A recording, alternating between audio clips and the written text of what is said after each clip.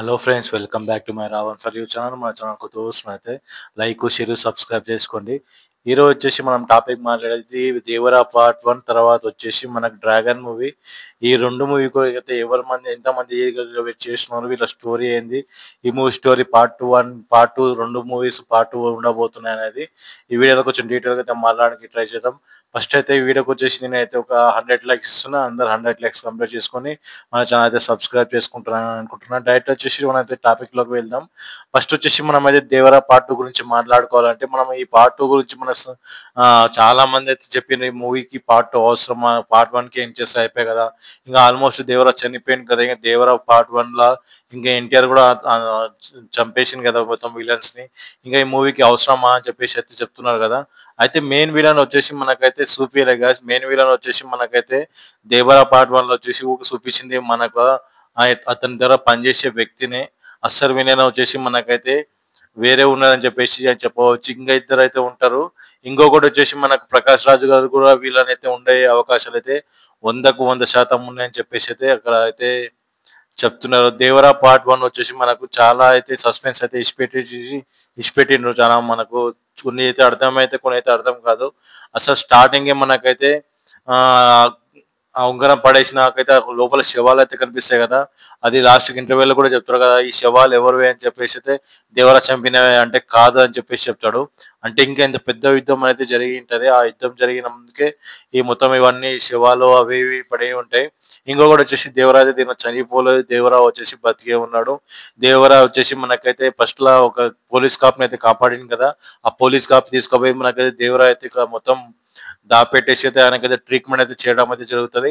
ఆ ట్రీట్మెంట్ చేసినాకైతే మనకైతే మన ఎన్టీఆర్ గారు అయితే దేవరా పార్ట్ అయితే కంటిన్యూషన్ అయితే ఉంటుంది. ఎప్పుడంటే కొడుకుకి ఆపద వచ్చినప్పుడు అయితే తండ్రి అయితే ఖచ్చితంగా అయితే రావాల్సిందే కదా. ఆ రావాల్సిన టైంలో అయితే ఖచ్చితంగా అయితే దేవరా అయితే రాబోతున్నాడు. ఇంకొకటి వచ్చేసి దీనిలో మనకు ఫస్ట్ పార్ట్ చూసింది ఒక శాంపుల్ అని చెప్పేసి అంటున్నారు. ఈ అసలు కథ సెకండ్ పార్ట్ లో ఉండబోతుంది. మీరు ఊహించని కన్నా దానికన్నా డబుల్ ఉండబోతుంది అని చెప్పేసి అయితే చాలా మంది అయితే అంటున్నారు. మరి ఈ మూవీ గురించి మీరేమంటున్నారో కింద కామెంట్ సెక్షన్లో నాకైతే కామెంట్ చేయండి. ఖచ్చితంగా అయితే నెక్స్ట్ వచ్చేసి మనం మాట్లాడేది డ్రాగన్ మూవీ గురించి అయితే.